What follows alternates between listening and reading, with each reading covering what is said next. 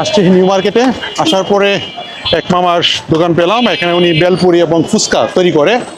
উনি খুবই সুন্দরভাবে তৈরি করতেছে। দেখেন কি কি দেয় উপকরণ, এখানে কি কি দিচ্ছেন এটাতে? এরপরে ঘুগনি, ঘুগনি আছে, মশলা, তারপরে মরিচ, মরিচ, তারপরে লবণ, আচ্ছা লবণ টবণ। আচ্ছা, আবার এখানে উনি যে টক টকগুলো ইউজ করে, লাল টক, মিষ্টি টক। জাল টক, মিষ্টি টক।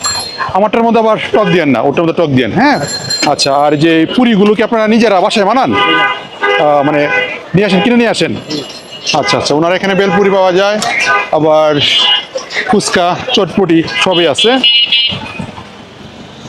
খুব সুন্দর করে উনি এখানে এগুলো মিক্সচার করছে গুনিগুলা। আমার এখানে কোনো টক দিও না, টক দিও না, তুমি টক টক খাইবা? আচ্ছা, তাহলে উনি তৈরি করছে, দেখি খাওয়ার পরে কেমন লাগে রিভিউটা দিব। এই যে উনি অনেক টক ব্যবহার করতেছে। এটা হলো নিউ মার্কেটে, এই যে নিউ মার্কেটে এরিয়া।